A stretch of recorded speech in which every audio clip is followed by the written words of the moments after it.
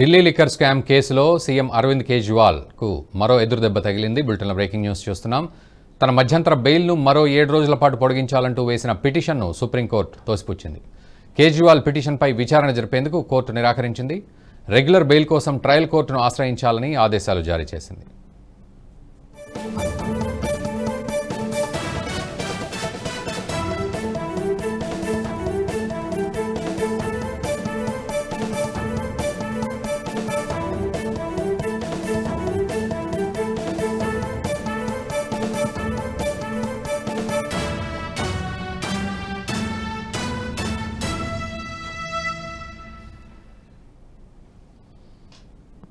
అయితే Delhi liquor scam కేసులో ఆరోపణలు రావడంతో మార్చి 21న కేజ్రీవాల్ను ఈడీ అధికారులు అరెస్ట్ చేశారు.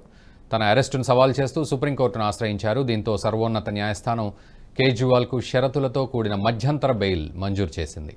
జూన్ 2న తిరిగి జైలుకు వెళ్లాలని ఆదేశించింది. ఆరోగ్య సమస్యల నేపథ్యంలో మరో వారం రోజులు బెయిల్ పొడిగించాలని కోరగా బెయిల్ ఇచ్చేందుకు సుప్రీంకోర్టు నిరాకరించింది. ఇదే అంశానికి సంబంధించి పూర్తి అప్డేట్స్ మా ఎగ్జిక్యూటివ్ ఎడిటర్ శివప్రసాద్ ఫోన్ లైన్లో అందిస్తారు. శివప్రసాద్, చెప్పండి, ఇటు అరవింద్ కేజ్రీవాల్కు బెయిల్ పొడిగించేందుకు సుప్రీంకోర్టు నిరాకరించినట్లుగా తెలుస్తోంది. పూర్తి అప్డేట్స్. అరవింద్ కేజ్రీవాల్ తన ఆరోగ్య బాగాలేదు, అందువల్ల తనకి మరొక 7 రోజులు ఇంటీరియం బెయిల్ కావాలి అని చెప్పి ఆయన సుప్రీంకోర్టుని ఆశ్రయించారు. అయితే ఇప్పుడున్నటువంటి పరిస్థితుల్లో బెయిల్ సాధ్యపడదు అని చెప్పి చెప్పాల్సింది నిజానికి. కానీ అసలు పిటిషన్నే తీసుకోకుండా డినై చేసింది సుప్రీంకోర్టు. అందువల్ల ఆయన మరో వారం రోజులు ఉండాలనేటటువంటి ఆయన ప్రయత్నం ఏదైతే చేశారో దానికి గండిపడ్డట్లయింది. 1వ తారీఖుతో ఆయన బెయిల్ పూర్తవుతుంది, ఇంటీరియం బెయిల్. అందువల్ల రిజల్ట్స్ వచ్చే నాటికి 4వ తేదీ నాటికి ఆయన జైల్లోనే ఉండాల్సినటువంటి పరిస్థితి. అందువల్ల దానికి ఇమ్మీడియట్ గా ఇప్పటికిప్పుడే టేకప్ చేయాలి అని చెప్పి ఆయన అడిగారు. అయితే ఇప్పటికిప్పుడు టేకప్ చేయడం సాధ్యం కాదు అని చెప్పి కోర్టు సుస్పష్టంగా చెప్పినటువంటి నేపథ్యంలో కేజ్రీవాల్కి నిరాశ ఎదురైంది. మరి 1వ తారీఖు ఆయన బెయిల్ పూర్తవుతుంది కాబట్టి మరోసారి అప్పుడు అప్లికేషన్ పెడితే దాన్ని ఏమైనా స్వీకరిస్తుందా లేదా అనే విషయం చూడాల్సినటువంటి పరిస్థితి ఉంది. ఒకవేళ లేదు అంటే మీరు దిగువ కోర్టుకు వెళ్ళండి, అక్కడికి వెళ్ళి మీరు మీ బెయిల్ పిటిషన్ మళ్ళీ వేసుకోండి దాని మీద అని చెప్పి సూచించింది.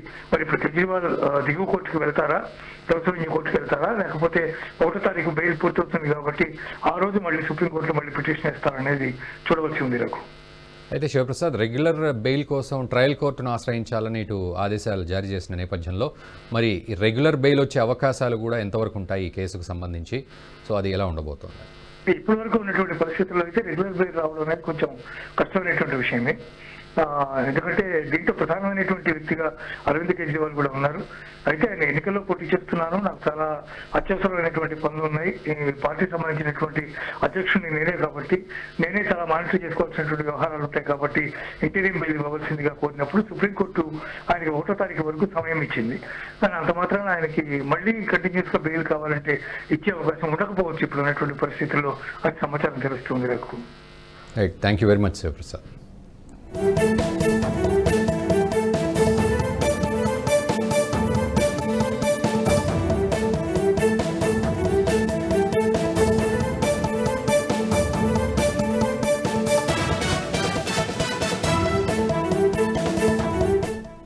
ఈ వీడియో మీకు నచ్చినట్టయితే లైక్ చేయండి, 10 మందికి షేర్ చేయండి. అలాగే కామెంట్ల రూపంలో మీ అభిప్రాయాలను మాతో పంచుకోండి. Nationalist hub group of channels ను సబ్స్క్రైబ్ చేసుకుని తెలుగునాట జాతీయవాద జర్నలిజాన్ని ప్రోత్సహించండి. ఈ వీడియో కింద ఉన్న బెల్ ఐకాన్ పై క్లిక్ చేయడం మర్చిపోవద్దు.